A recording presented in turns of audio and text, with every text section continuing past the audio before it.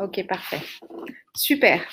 Donc, je pense que tout le monde va très vite comprendre que le chat est là vraiment pour qu'on puisse échanger tout au long de ce webinaire qui va durer 45 minutes. On remercie tout le monde de toutes les personnes présentes de participer à notre événement sur le management de la certitude. Donc, plusieurs façons de faire pour interagir avec nous. Le chat, donc sur le côté taper un message, on répondra au fil de l'eau sur les questions pratiques dans le chat en direct. Quand ce sont des questions qui méritent qu'on passe plus de temps ou que ou un intervenant en particulier, Xavier Dupuis dans l'équipe mettra la question à l'écran pour qu'on puisse la traiter et échanger sur le sujet. Et sinon, il y a 15 minutes de questions-réponses à la fin qui sont prévues pour qu'on puisse échanger. Est-ce que, Frédéric, tu veux lancer, puisqu'il est 16h? Ouais, bah on y va. On y va, c'est parti.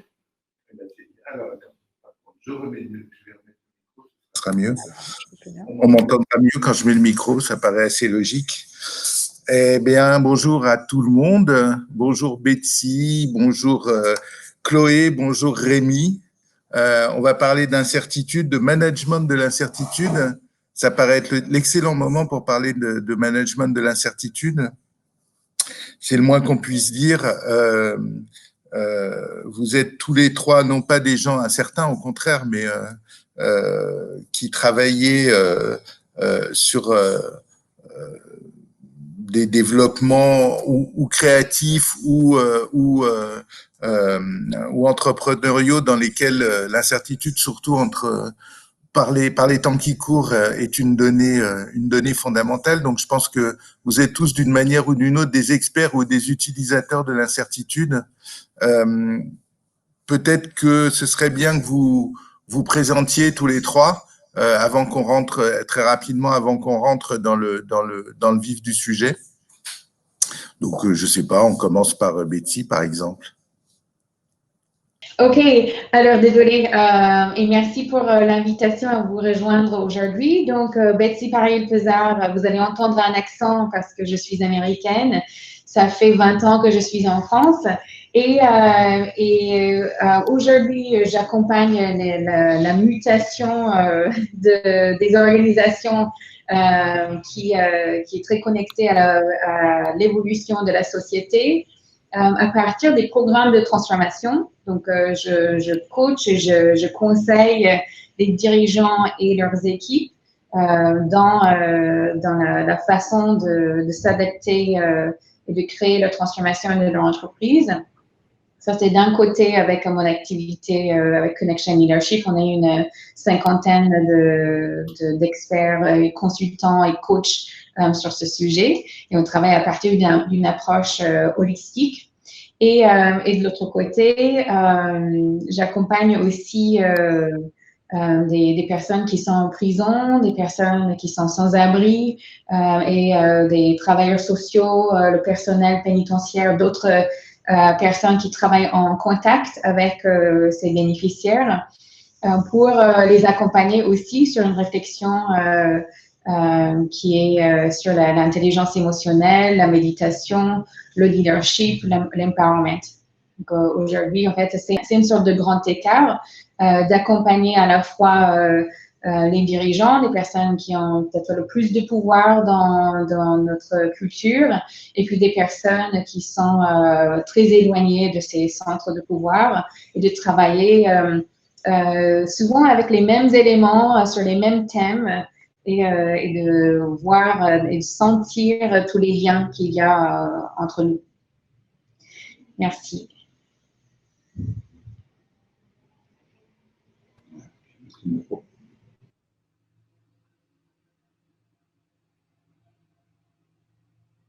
Il a parlé, on n'entend pas. Tiens, voilà. Chloé, est-ce que tu nous entends? Est-ce que vous m'entendez? Oui. Ouais. Ouais, ok, super. Bonjour tout le monde. Moi, je viens d'un... Alors, je ne sais pas si vous me voyez. Je pense que... Non, on voit tes initiales. Mais... Si quelqu'un veut prendre le relais pendant que je vois comment remettre la vidéo, parce que je pense que ce serait mieux. Bah dans ce cas, Rémi. Attendez. Ouais, vas-y. Voilà. C'est bon. Donc bonjour à tous, je suis ce qu'on appelle un creativity producer. Je me définis comme ça parce qu'aujourd'hui, après avoir été une ressource créative, un créatif dans les agences médias, de télé, j'ai inventé des formats de télévision ou de la publicité. En fait, j'ai trouvé que c'était plus intéressant encore, en tout cas, ça me satisfaisait beaucoup plus d'animer le processus créatif. Et donc, je me suis formé il y a quelques années au management du processus créatif avec le modèle du creative problem solving. Alors, je suis allé aux États-Unis, je suis allé en Italie, aux Pays-Bas. Il n'y avait pas grand-chose en France à l'époque.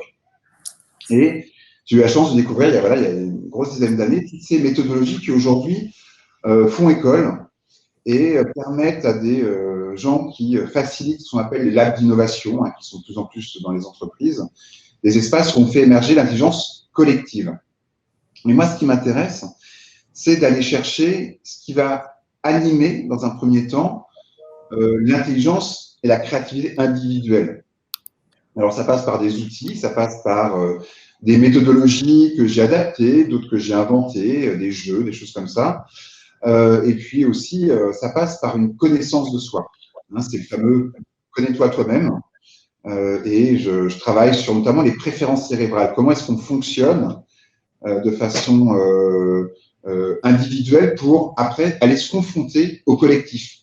Parce que c'est passionnant l'intelligence collective, mais c'est le chemin de croix, c'est pas évident parce qu'on a tous nos enjeux personnels et il faut arriver souvent à les dépasser pour aller mettre son imaginaire au service d'un projet, au service de différents enjeux. Donc voilà, mon métier, c'est d'aller concevoir des designs collaboratifs pour que l'humain, cette matière si difficile à travailler, se retrouve en capacité d'inventer autre chose et à accepter l'incertain. Et je trouve ça merveilleux, l'incertain, parce qu'on ne sait jamais quand on rentre dans un workshop d'idéation ce qui va sortir. Donc moi, l'incertain, je l'aime. Pas complètement pour l'instant, mais on reviendra peut-être là-dessus. Il reste moi. Et c'est étrange, la vidéo est partie, mais je trouverai bien comment la remettre. Oui. Donc, bonjour tout le monde. Alors moi, j'ai un parcours, je pense, complémentaire des personnes qui viennent de se présenter. J'ai monté une entreprise en 2013 dans l'analyse des données. Donc, une start-up qui a grandi jusqu'à une vingtaine d'employés et qui a été achetée par Fimalac en 2017. Donc j'ai vécu, on va dire, l'incertitude au quotidien, si ce n'est tous les 3 mois.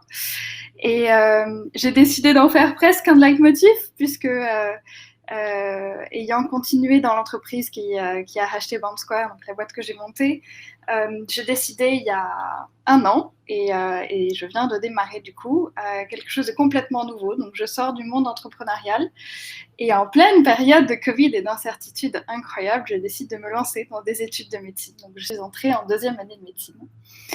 Et donc voilà, je pense que l'incertitude, c'est un facteur que j'ai appris à manipuler. Je pense que on va en parler. Il y a des composantes de la personnalité qui permettent d'appréhender ça, mais il y a aussi beaucoup d'adaptabilité. Et en tout cas, les différentes branches de mon parcours m'ont permis vraiment de voir ça. Voilà, vous avez tous parlé, évoqué un petit peu l'incertitude. Là aujourd'hui, ce serait peut-être une drôle de question de poser ce que c'est, de demander ce que c'est que l'incertitude, parce que pratiquement chaque jour, notre avenir et nos conditions de vie sont challengées par par un virus tout simplement et la réaction à ce virus. Néanmoins, quand on parle de management de l'incertitude, moi j'aimerais bien qu'on précise un petit peu de quoi on parle. Est-ce que c'est au fond manager les gens, manager des employés, des salariés, des collaborateurs dans l'incertitude, dans un environnement incertain, ou est-ce que c'est exactement ne pas savoir où on va pour être, peut-être que Rémi, ça te parlera, particulièrement créatif? Aujourd'hui, que manager des gens qui sont soumis à une pression. Hein, on ne va pas se mentir, les entreprises que j'accompagne, elles se retrouvent avec des équipes disloquées chez elles, de temps en temps au bureau, elles ne se croisent plus, elles se voient que par Zoom, par Teams, etc.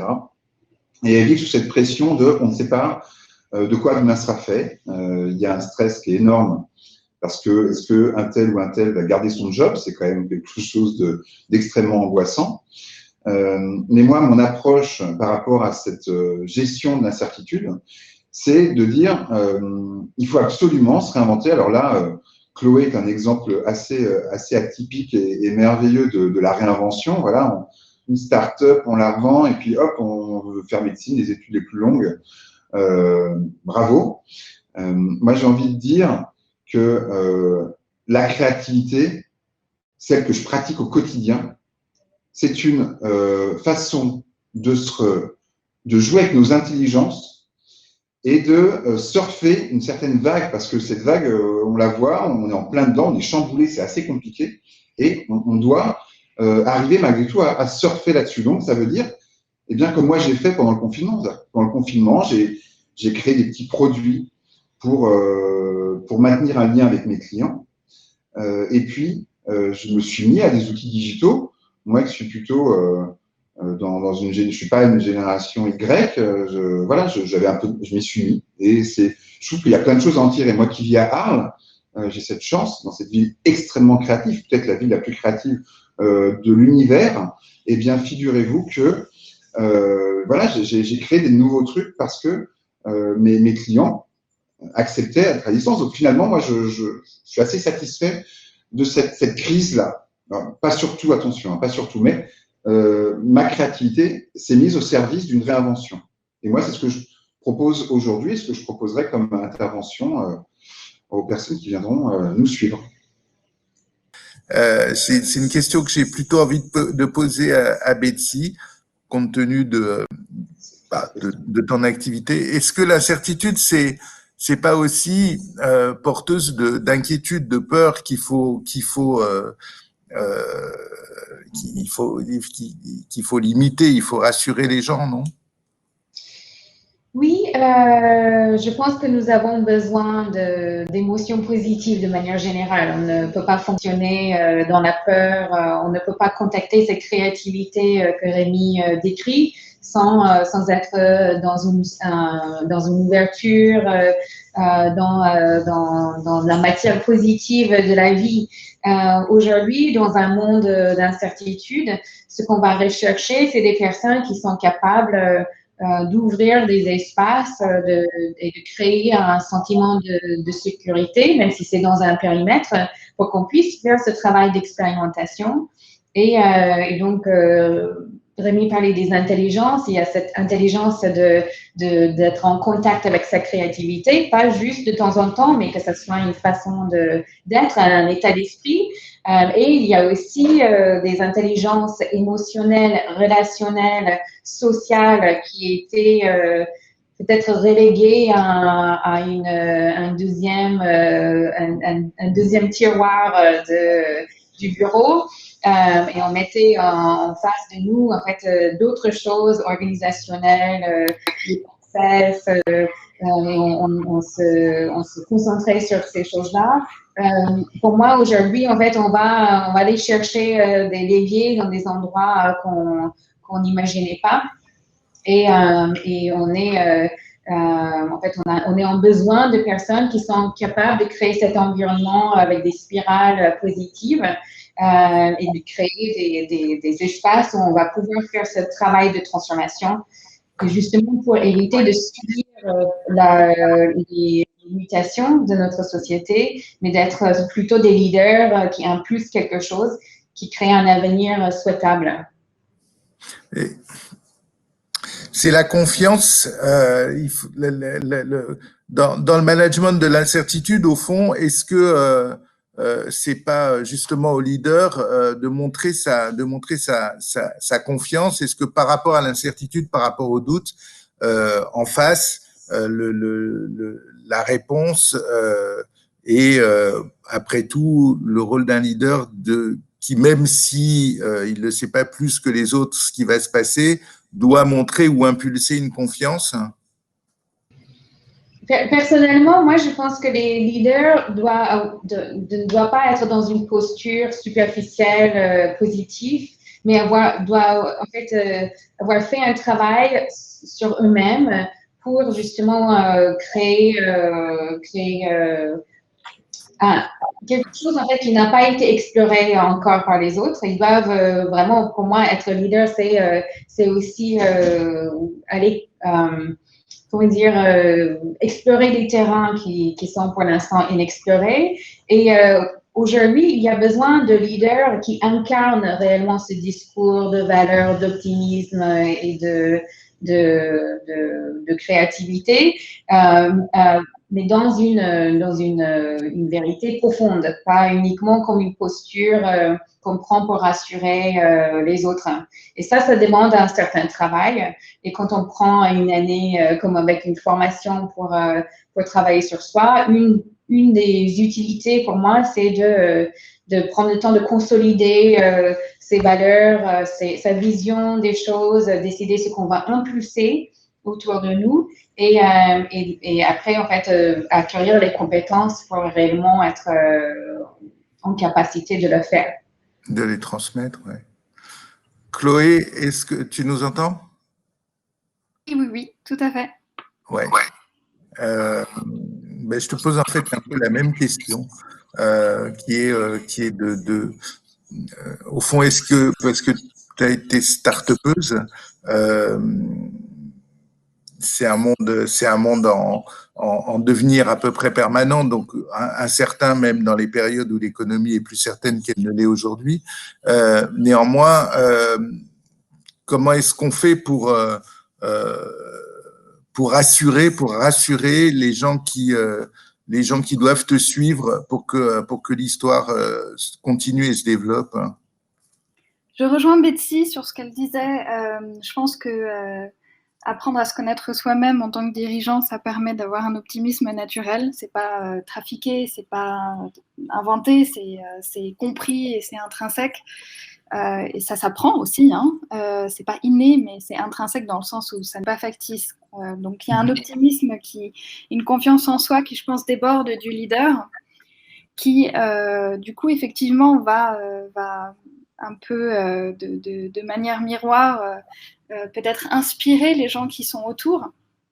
Mais il y a aussi une très grande rationalité qui, pour moi, va avec ça, qui est de se dire qu'en situation d'incertitude, c'est pas simplement une attitude d'optimisme véritable et sincère, c'est aussi ou d'énergie et de motivation à dépasser les obstacles, c'est aussi une capacité à montrer en tant que leader aux gens qui sont autour de soi. C'est pas uniquement les persuader, c'est aussi les convaincre et donc être capable de leur montrer qu'on a prévu de façon très rationnelle et anticipée les différentes possibilités comme un arbre de décision qui se poserait en face de la boîte et du coup de ses employés, le dirigeant compris. Mais je pense que c'est cette capacité aussi à montrer qu'on a su anticiper ou qu'on sait quels sont les chemins possibles, même quand on est face à l'inconnu. Et c'est ce côté-là aussi rationnel qui est le pendant en fait, de l'optimisme qui fait que ce cocktail-là donne confiance et convainc plus qu'il ne persuade. Et je pense que c'est comme ça qu'on emporte aussi des employés avec soi. Quel est le rôle de l'intuition là-dedans? Pour moi, l'intuition, c'est le point de départ. C'est jamais quelque chose d'évident parce que si on n'a jamais rencontré une telle situation, comme c'est le cas avec le Covid, on a une imagination un peu fermée et une intuition pas forcément exacte. Donc, c'est un mélange d'intuition qui est lié à des expériences passées, qui n'est pas forcément très formalisé, et puis d'un socle de connaissances qui a été permis par des formations, une curiosité, une ouverture d'esprit. Donc, pour moi, l'intuition est très importante, c'est le déclencheur, mais derrière, il faut qu'il y ait les connaissances aussi. Et ça veut dire être bien entouré, soit avoir été formé, soit être suffisamment bien entouré pour être formé ad hoc sur le moment. pour pouvoir faire face justement aux obstacles. Mais l'intuition, pour moi, c'est l'élément déclencheur, c'est le démarreur. Rémi. Je suis soit sur l'importance de l'intuition, c'est savoir s'écouter et être capable de créer des liens, des ponts entre des choses qui nous parlent. Parce que face à une situation inconnue, on ne peut pas se raccrocher à quelque chose de concret. Donc, on va essayer de dire, OK, mais ça m'évoque telle chose et s'écouter intérieurement face à ce blanc, à ce mur, c'est juste essentiel. Et pour sortir quelque chose et pas être simplement mutique, eh bien, en créativité, ça va être intéressant de se dire, OK, face à cette situation, je veux agir, parce qu'on peut être complètement sidéré, mais on peut aussi se dire, voilà, je dois me mettre dans une posture. Alors, on parlait de leadership, hein, c'est une posture d'amener une équipe, de s'amener soi à inventer. Et face à un inconnu, bien, je vais essayer de créer des ponts, des connexions. Et c'est le secret des grands créatifs, hein, de savoir créer des connexions entre différents éléments. Et ces éléments qui semblaient complètement éloignés l'un de l'autre, eh bien, en étant rassemblés, créer une nouvelle valeur.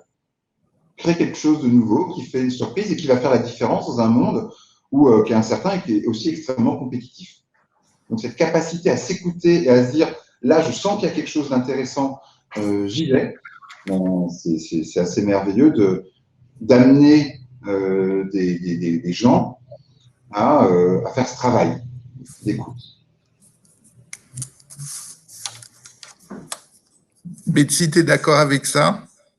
Oui, je vous rejoins dans cette idée que l'écoute est extrêmement importante. Cela permet d'accueillir les signaux faibles. En fait, on passe à côté d'informations importantes tous les jours, surtout quand on est en train d'essayer d'impulser quelque chose de nouveau. C'est important de sentir ces petites pépites qui passent autour de nous. Qui viennent pas nécessairement des sources où on a l'habitude de regarder pour prendre nos informations. Et aussi, pour moi, l'écoute permet de passer d'un mode de téléchargement d'une densité d'informations qui viennent du monde extérieur pour avoir un petit espace pour uploader quelque chose de nouveau. Vraiment essayer de voir qu'est-ce qu'il y a d'autre comme idée et chaque personne est unique en cela parce qu'on n'a pas tous la même expérience. Il y a personne qui a vu exactement ce que nous avons vu de notre point de vue avec le croisement de toutes nos expériences. Donc on a on a vraiment quelque chose à proposer, mais on a très peu d'espace dans lesquels on peut faire cette écoute et accueillir. Tout le monde parle du monde d'après. Où sont les espaces qui permettent de faire émerger ce monde? Ces espaces, pour moi, sont très rares. Donc, c'est vraiment important d'apprendre à accueillir ces idées. Tu m'accueilles pas encore. Voilà. Hey, Magie, elle m'accueille. C'est incroyable, je suis à côté d'elle. Betsy, tu parlais des pépites. Et en fait, ils sont passés d'américaine, j'imagine, de chercheurs d'or qui fait ça. Et en fait, en créativité, il est extrêmement rare de trouver des pépites. Hein, souvent, on va trouver des petites paillettes d'or dans différents rivières du Kentucky, etc. On va trouver des paillettes. Et en fait, ce talent, c'est d'être capable d'agglomérer des paillettes d'or ensemble qui vont ensuite créer une pépite. Mais la pépite, moi, je ne l'ai jamais vue, ou quasiment jamais dans des workshops d'innovation. Je dois le dire de façon extrêmement humble. L'idée géniale n'arrive pas d'un coup. Souvent, c'est une agglomération de concepts qu'on améliore, le côté incrémental, et en ayant fait ces choses-là, on arrive à avoir quelque chose qui a la valeur d'une pépite. Et ça montre l'importance de l'intelligence collective, ce que tu décris là. Et en fait, que nous avons chacun en nous une paillette et qu'ensemble, on crée quelque chose qui a beaucoup plus de valeur. Je vais juste me permettre du coup de rebondir sur ce qui vient d'être dit. Donc, moi, je suis Rosa Luna Palma. J'ai la chance de diriger l'IMM qui vous a proposé d'organiser ce séminaire aujourd'hui.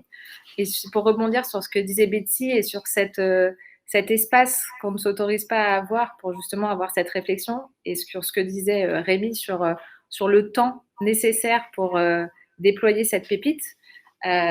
Si je recontextualise par rapport au sujet qu'on souhaitait traiter aujourd'hui, l'IMM, c'est un institut de prospective et de formation. Pour moi, la formation répond en partie à cet espace qu'on s'autorise, ce temps qu'on s'autorise à prendre pour articuler les trois temporalités que vous avez évoquées tous les trois, qui sont cette information quotidienne qu'on reçoit et dans laquelle il faut être capable de faire le tri entre ce qui va être réellement pertinent pour sa stratégie et ce qui ne va pas l'être. Et donc, ce qu'on donne toujours comme image avec Pierre, qui travaille avec moi et qui est aussi à côté de moi, de l'IMM, c'est que nous, on se positionne vraiment entre... on a toujours une image de la mer, donc entre les abysses de la R&D, donc ce temps long, et l'écume du quotidien. Donc nous, on est vraiment juste en dessous. C'est-à-dire ce temps qu'on s'autorise pour arrêter de se prendre l'écume et juste se poser 2 secondes pour se dire, faire le tri entre tout ça, et analyser les signaux faibles. Donc ces petites bulles qui remontent et que nous, on a récupérées, parce que notre travail au quotidien avec Pierre, c'est vraiment d'identifier ces petites bulles qui remontent et de faire cette sélection et ce tri pour les personnes qui viennent en formation chez nous. Et donc c'est ce thème de l'incertitude, puisqu'on travaille dans l'innovation. L'IMM, c'est, comme je disais, un institut de prospective donc, qui a été créé par des fondateurs géniaux il y a 30 ans. Donc, nous, on a la chance d'y travailler depuis 8 ans. C'est vraiment l'innovation. C'est toujours se poser la question de ce qui va arriver. Donc, que ce soit la créativité ou l'innovation, on est toujours dans quelque chose d'incertain. Je veux dire, et quand on est entrepreneur aussi, raison pour laquelle on vous a choisi tous les trois. Tous les trois, vous faites aussi partie du programme de formation parce qu'au fond, nous, notre travail à Pierre, c'est de trouver ces experts ultra pertinents sur tous ces sujets pour venir explorer avec les participants de l'IMM tout ce qu'on vient d'évoquer. Et le sujet de l'incertitude, évidemment, il fait écho à l'actualité, c'est ce que disait Frédéric. Ça, c'est une certitude, mais c'est quelque chose qu'on travaillait déjà il y a 2 ans, et ça, Pierre en parlera mieux que moi, et qu'on avait identifié lorsqu'on a amené la promo sur le campus de Stanford. Et c'était déjà un enjeu pour nous. Oui, bonjour à tous. Je voudrais effectivement, à côté des soft skills qui sont en fait les capacités relationnelles et toute la créativité, la capacité d'adaptation, la capacité d'apprendre à apprendre aussi, qui est un des trois grands blocs que nous développons évidemment dès la première journée avec Rémi et jusqu'à la dernière journée avec Betsy. Ça, c'est vraiment un des 3 pôles. Le deuxième pôle, dont Chloé, très modestement, n'a pas évoqué ce sur quoi elle a travaillé, c'est tous les hard skills, c'est-à-dire effectivement le programme inclut ces côtés techno, data, IoT, intelligence artificielle, qui sont ce qu'il faut connaître, les fameuses petites bulles de la R&D qui remontent effectivement et qui vont finir à la 5G et autres pour exploser.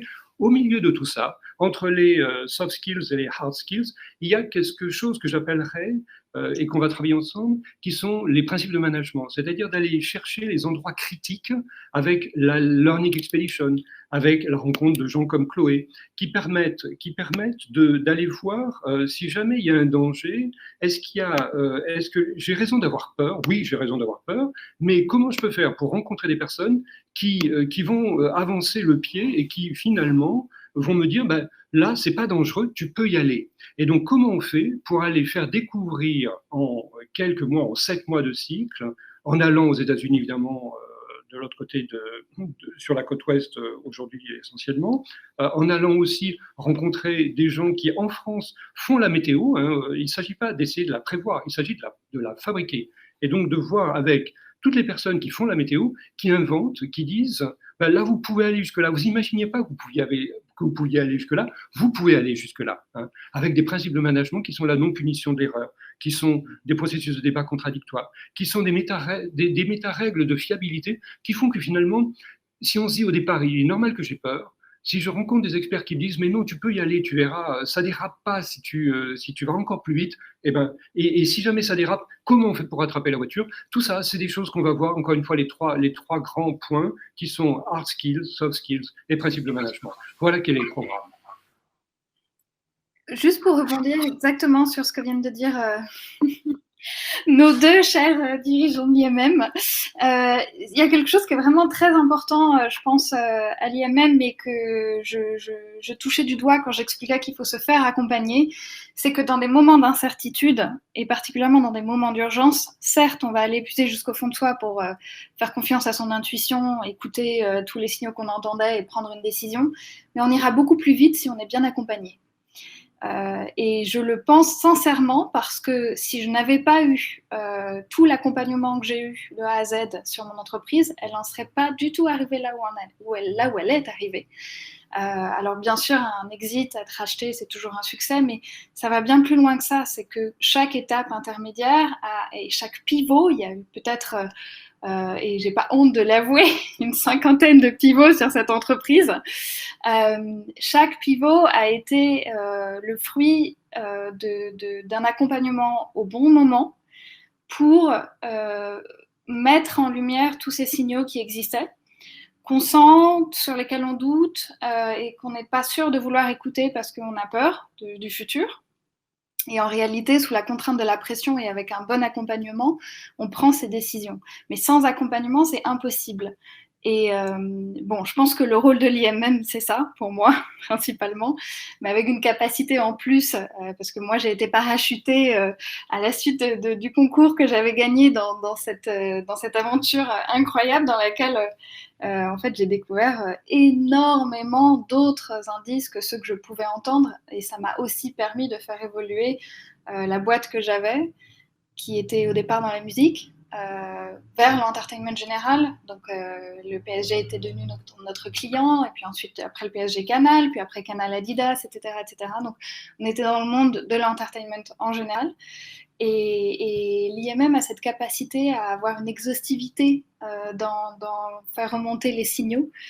Je dis pas ça pour leur faire plaisir, même si je les adore. Je le dis parce que c'est vrai. Et je pense que ce soit à l'IMM ou ailleurs, c'est très très important de savoir écouter les gens qui peuvent nous accompagner. Pas uniquement écouter de soi-même comme étant la source première de réception de tous ces petits faisceaux, de tous ces petits éléments qui vont aboutir à une décision, mais aussi de savoir faire confiance à des gens qui peuvent nous permettre d'accélérer, et surtout dans des moments de crise et d'urgence. C'est l'accompagnement, Rosa, c'est la raison d'être au fond profonde de l'IMM, c'est ça?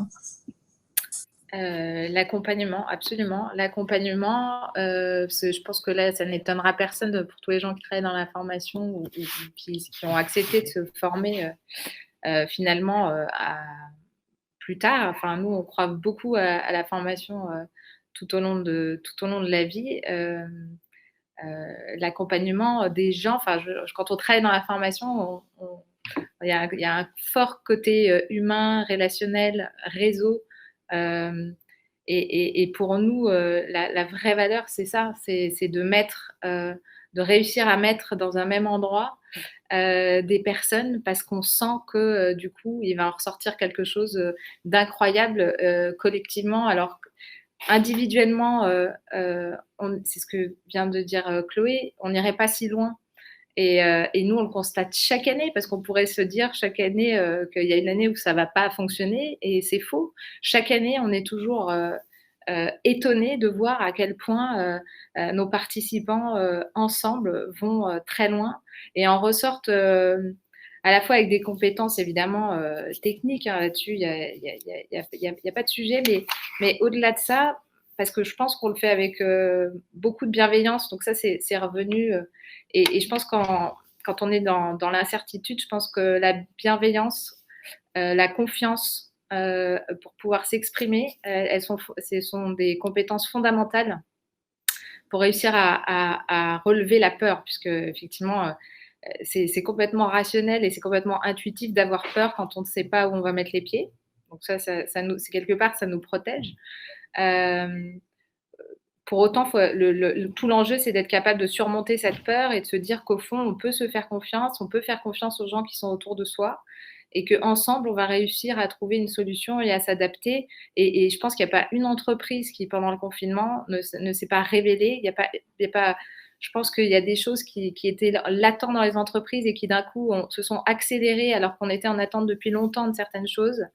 Et je pense que là-dessus, personne ne me contredira et que finalement, on a réussi en période de crise, finalement, à surmonter tous les obstacles ensemble, parce qu'on n'avait pas le choix. Et donc finalement, l'incertitude, se mettre dans une situation où on n'a pas le choix, ça permet aussi d'avancer. Et il y a même quand on est sur des sujets de prospective et d'innovation, et Pierre et moi, on est bien placés pour le savoir, on ne fait jamais 2 fois le même programme. Donc en fait, on ne sait jamais ce qui va se passer l'année prochaine, on ne sait jamais qui on va inviter, puisqu'on est toujours en flux tendu, puisqu'on se doit d'être sur les derniers thèmes. Donc, au fond, cette incertitude, on la vit depuis toujours.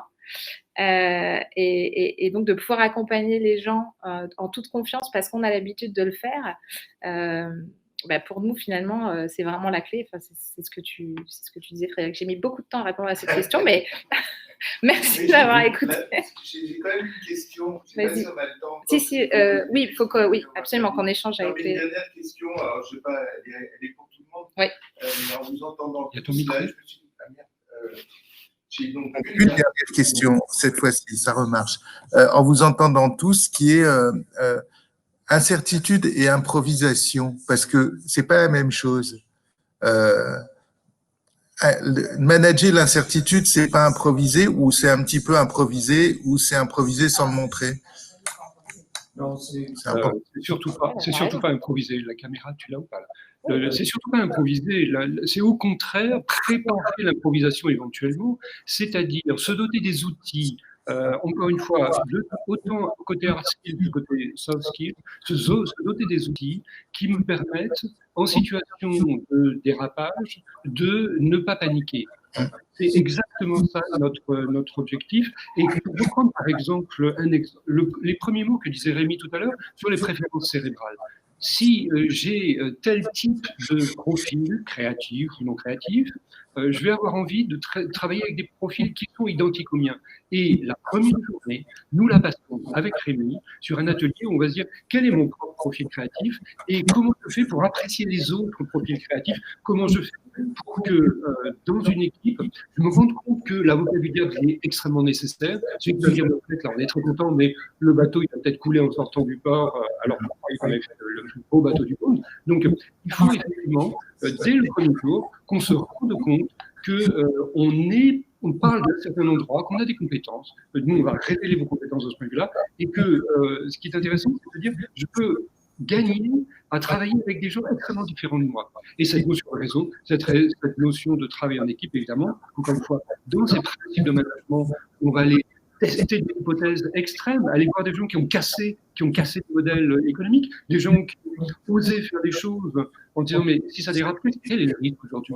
Au temps des années 2000 et quelques, en fait, le risque il est extrêmement faible de tester sur Internet de choses. On a toutes les datas qui nous aident, les données massives, on va apprendre évidemment à l'utiliser, notamment pour faire un test dans un endroit sans danger, par exemple. Donc, moi, ce que je comprends en tout cas, puis peut-être on va passer aux questions derrière, c'est que au fond, le management de l'incertitude, c'est avant tout énormément beaucoup de boulot. Oui, absolument, absolument. Non, mais c'est important. Tu as complètement raison. Plus on aura travaillé en amont, et plus la capacité à rebondir en régime d'incertitude sera forte. Parce qu'on aura travaillé sur la capacité à mobiliser ses compétences au bon endroit, au bon moment, à surmonter sa peur très vite, à passer tout de suite après, à accepter l'échec, à retenir les leçons de l'échec, à tester. Et effectivement, tout ça, ça se travaille. C'est peut-être probablement plus inné pour des créatifs et des entrepreneurs, puisque la version à risque est quand même plus moins forte. Mais pour autant, ce sont des compétences qui se travaillent au quotidien. Et donc, absolument, je te rejoins complètement là-dessus. Il y a une question qui a été posée. Par Stéphane Noyer, ne pensez-vous pas que travailler sur la raison d'être d'une organisation est un levier pour redonner du sens à tous les collaborateurs? Sébastien Boller, Où est le sens? Explique que depuis la nuit des temps, voir le sens permet de réduire l'incertitude. Alors, qui veut répondre à cette question? Je peux commencer si vous voulez. La raison d'être, en effet, c'est un levier. Pour moi, je suis totalement d'accord que c'est un levier et que c'est extrêmement important de créer du sens ou de identifier le sens à l'intérieur d'un monde incertain. Ça va être un besoin humain dont nous avons tous. Et c'est en effet un levier important. En même temps, ce qui est essentiel, c'est que cette raison d'être ne soit pas uniquement un affichage et que ce soit réellement incarné à l'intérieur de l'entreprise, implémenté à l'intérieur de son organisation et que ce sens, en fait, on le retrouve dans l'ensemble de l'action et de portée de l'entreprise. Et ça, c'est un vrai défi pour les entreprises qui ont une tendance à aller dans des modes dès que quelque chose, en fait, dès qu'on commence à parler de quelque chose et qui manque souvent, en fait, pour moi, de profondeur afin de vraiment activer le levier. Il y a beaucoup de bonnes idées. Souvent, les entreprises restent en surface quand ils les déploient. C'est pour ça que c'est un travail de leadership important qui se fait autour de la vision.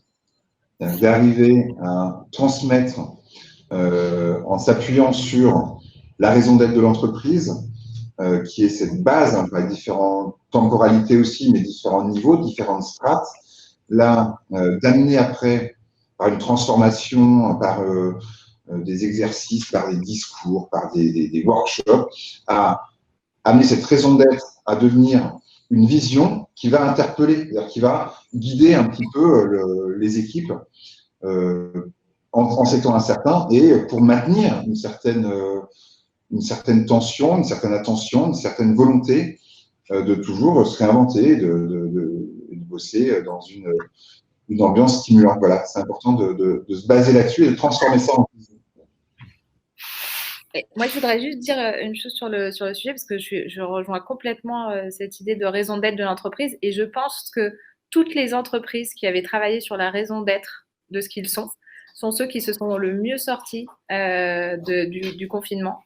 Parce que l'engagement des collaborateurs pour l'entreprise et la volonté de se mobiliser, y compris en période compliquée, elle a été majeure. Et je pense que à l'inverse, toutes les entreprises qui n'avaient pas travaillé sur la raison d'être de l'entreprise ont eu des comportements et une attitude totalement différentes. Et donc, je préfère dire qu'à posteriori de ce bilan, il faut plus que jamais s'interroger sur la raison d'être de l'entreprise parce qu'on peut en mesurer les conséquences quand ça n'a pas été fait. Et je pense qu'il faut vraiment tirer le bilan de ce qui vient de se passer justement pour travailler cette raison d'être. Donc, je rejoins totalement et je crois que Pierre voulait… Oui, non, mais effectivement. En fait, pour moi, il y a le pourquoi.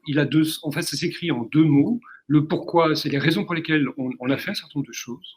La raison d'être, c'est le pourquoi en deux mots, c'est-à-dire quel est le sens, vers quoi je vais. Et je rejoins également Betsy pour dire qu'il faut qu'il y ait un engagement en termes de talent management, en termes juridiques, il faut que ce soit opposable. Sinon, c'est comme les chartes d'entreprise qui se rédigeaient il y a 15 ans, c'est une mode. Donc je rejoins évidemment complètement Rosa pour dire que c'est quelque chose qui est un travail d'anticipation par rapport aux crises futures et qu'il est trop tard pour agir quand on arrive en improvisation. L'improvisation, ça se travaille. Et la crise, ça se prépare. Que les entreprises sont plus enclines à faire de la prospective aujourd'hui? Alors, j'ai du mal à répondre à cette question parce que j'ai pas vraiment fait une analyse complète des entreprises où ils en sont. Moi, je sais, en fait, je peux voir par rapport à nos clients qu'on accompagne, il y en a beaucoup qui ont dit que elles étaient mieux préparées à la crise sanitaire quand elles avaient fait ce travail sur leur raison d'être, sur leur organisation, sur le sens de leur mission et la déclinaison en fait de ce sens à l'intérieur de l'entreprise. Quand elles avaient fait le travail d'anticiper leur marché et les mutations potentielles, pas nécessairement parce qu'elles ont pu prédire tout ce qui allait se passer, mais parce qu'elles se sont organisées pour être plus agiles. Et ça leur a permis de mieux traverser la crise. Ce qu'on n'a plus besoin de faire, qu'on devait faire avant la crise sanitaire, c'était de convaincre qu'il y avait urgence à se transformer. Maintenant, en fait, on nous appelle, il n'y a pas de travail de persuasion pour les convaincre qu'il y a réellement un sujet. Ça, c'était il y a quelques mois, on était encore en train d'essayer d'écrire les raisons pour lesquelles il fallait agir en urgence.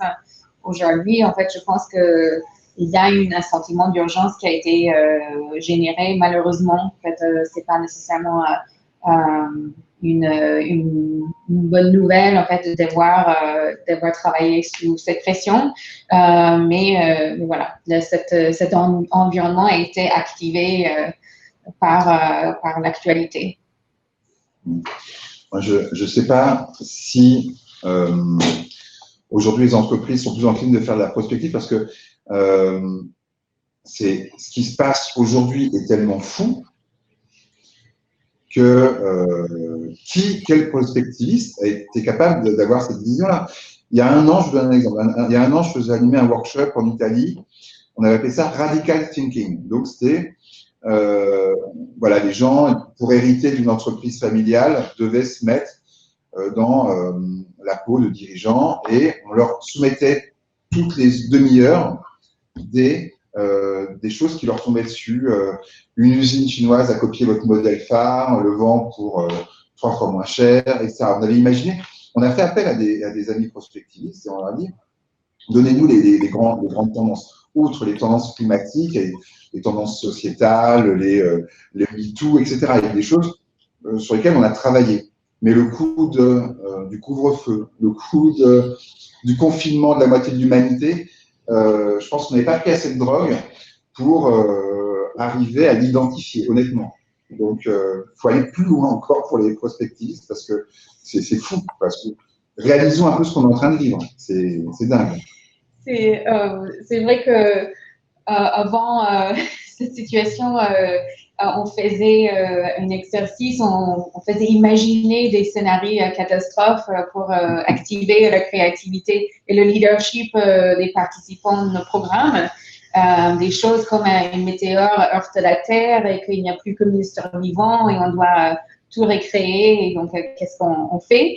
Et c'est vrai qu'aujourd'hui, on n'a plus besoin de chercher plus loin pour trouver notre scénario catastrophe. Mais c'est pas nécessairement une situation, c'est une situation malheureuse avec beaucoup de souffrance pour beaucoup de personnes. Ça, c'est quelque chose que nous prenons en compte. Mais quelque part, on a toujours besoin de secouer les dirigeants pour pouvoir faire un travail qui permet d'impacter l'ensemble de l'organisation. Parce que les dirigeants créent un plafond de conscience à l'intérieur de l'organisation. Si eux, ils ne le captent pas, c'est difficile, en fait, de le déployer à l'intérieur de l'organisation. Alors, il me semble que le mot de prospective a changé. En réalité, il avait commencé à changer avant la crise et il a continué. C'est-à-dire qu'aujourd'hui, le slogan des patrons de la stratégie et de la prospective, c'est « Demain se gagne aujourd'hui ». C'est-à-dire qu'en réalité, les plans à 5 ans ne se construisent plus du tout comme ils se construisaient il y a encore pas longtemps. Les plans à 5 ans, aujourd'hui, ils se construisent en disant ça démarre tout de suite et ça va être une sorte de roue qui avance. Et il y a une prise en compte, encore une fois, du talent management des équipes qu'on va mobiliser pour fabriquer de l'innovation tout de suite, à jet continu, avec des principes de type fail fast. Allez-y, testez, on fait du quick and rough, mais on y va. On y va, et c'est ça aujourd'hui le plan à 5 ans, c'est de dire, on sait quelle est notre raison d'être, si elle est engageante, et si elle a été effectivement travaillée avec l'ensemble des équipes, ça c'est le cap, et ensuite on travaille au jour le jour et on y va. Il n'y a pas de, y compris le skyrocketing de chez Google quand on va sur la côte ouest, évidemment, on se dit on a des grands projets, il n'empêche que on les remet sur la table tous les 15 jours, tous les 15 jours. C'est des sprints. C'est ça aujourd'hui, cette redéfinition du mot de prospection, de prospective, d'innovation. Qui prend la question d'après? Alors, il y a une autre question qui vient d'être posée. Pouvez-vous revenir sur les 3 piliers de ce que sont les hard skills, soft skills et principes de management et expliquer la corrélation entre les 3? Alors oui, tout simplement, il y a traditionnellement 2 façons dans les cycles de formation de dire on va travailler sur les soft skills, et notamment, encore une fois, on commence et on finit là-dessus, c'est extrêmement important avec Rémi au début et avec Betsy à la fin, et c'est un parcours intérieur que chacun va faire pendant ces 7 mois. Les hard skills, c'est tout ce sur quoi on va travailler en termes techniques, encore une fois, la data, les technos, toutes les nouvelles technos, tout ce qui est de l'ordre aussi du travail marketing sur les nouveaux modèles économiques, sur les plans stratégiques, comment ça se construit et comment ça s'exécute. Parce qu'en fait, à la limite, c'est autant dans l'exécution que ça se passe et que ça se réussit. La Chloé nous le dit, nous le répète tous les ans, c'est un art d'exécution, la stratégie. C'est pas simplement un art de conception. Donc ça, c'est l'ensemble de ce que j'appelle les hard skills, incluant les relations partenariales qu'on va construire. Comment on fait pour aujourd'hui travailler dans la coopétition en disant, mais au fait, aujourd'hui, est-ce que mon compétiteur, c'est pas quelqu'un avec qui je pourrais passer un accord? Regardez Canal+ avec Disney+, regardez Canal+ avec Netflix. Aujourd'hui, ce sont des partenaires, alors que c'était, il y a encore quelques mois, des compétiteurs. Autrement dit, on s'aperçoit que tout ça, c'est des hard skills sur lesquels on va travailler et vraiment avec des gens qui nous disent, OK, ben, vous en faites pas, on va ouvrir, on va peler jusqu'au cœur le fruit. Donc, hard skills, soft skills. Et au milieu, il y a tout ce qui est de l'ordre de, encore une fois, ce qui est aller chercher des principes de fonctionnement dans des entreprises qui ont des modes hiérarchiques différents. Des râteaux complètement mis à plat, des organisations matricielles, des processus de débat dans lesquels, vous savez, quand on vote à main levée, que c'est le chef qui commence à dire, est-ce qu'après, derrière, il y a eu un vrai débat contradictoire? Non. Comment on fait pour dire, tester? Comment on fait pour aller chercher aux États-Unis des entreprises qui ont marié, au-delà des soft skills de créativité, il faut que quelqu'un qui se sent authentiquement capable d'être un leader, d'être capable d'être un créatif, soit dans une ambiance managériale, qui soit organisée de manière telle qu'il puisse se travailler en équipe, travailler créativement. Donc tout ça, c'est ce que j'appelle les principes de management, qui vont permettre, encore une fois, de dépasser les simples éléments de soft skills et de hard skills. Est-ce que j'ai répondu à la question? Moi, j'ai l'impression aussi. S'il n'y a pas d'autres questions, est-ce que tu en as une dernière? Non, moi, j'ai pas de... On pourrait continuer très longtemps, mais non. S'il n'y a pas de questions, on peut peut-être effectivement conclure ce webinaire passionnant et absolument pas incertain. Absolument pas incertain. Absolument pas Merci incertain. beaucoup à toutes les personnes qui ont pris de leur temps, parce que pour le coup, s'il y a une donnée, une chose très précieuse aujourd'hui, c'est le temps de chacun. Et pour le coup, ça aussi, ce sont des choses, et je terminerai là-dessus, qu'on explore au sein du programme de l'IMM, c'est cette capacité à articuler les 3 temporalités qui sont le temps des 24 heures qui sera jamais copiable par une machine, en tout cas je ne le souhaite pas, qui est le temps de manger, d'élever ses enfants, de voir ses amis, d'aller au restaurant. Bon, le soir, ça va être plus compliqué dans les semaines qui arrivent, mais globalement, ce temps qu'il faut s'autoriser à respecter. Le temps long qu'on évoquait tout à l'heure, celui qui nous projette avec nos valeurs, avec les valeurs de l'entreprise et qui suscite notre engagement. Et le temps de l'accélération, ce que l'innovation technologique nous a permis d'accélérer et qui nous permet d'aller plus vite, mais non pas pour devenir performant à chaque minute, mais bien pour dégager du temps pour les deux autres temps, pour celui de la réflexion stratégique et pour celui du temps de vivre. Et je pense que parfois, on a dévoyé l'innovation technologique pour nous mettre dans une accélération du temps continu et qui est souhaitable pour personne à titre individuel, et y compris pour les entreprises. Je ne pense pas qu'à moyen et long terme, ce soit pertinent, y compris économiquement. Et à titre personnel, je n'ai pas envie de vivre dans ce monde. Et ce sera ma conclusion. Pierre et moi, on se tient à la disposition de tous pour évidemment approfondir toutes ces questions et toutes ces pistes que l'on a évoquées ensemble. On vous enverra notre brochure et nos coordonnées, et on est vraiment disponible parce que vous l'aurez compris, que ce soit les intervenants et les experts qui ont eu la gentillesse d'accepter notre invitation aujourd'hui et de prendre ce temps avec nous, ou les gens de l'équipe de l'IMM. On est des passionnés et donc on sera toujours ravis de pouvoir échanger avec vous. Merci à tous. Merci à tous et merci de m'avoir écouté. Moi, c'était mon incertitude, c'est que c'est mon premier webinaire. Donc voilà, vous me direz ce que vous en avez pensé. Merci. Merci. Au revoir.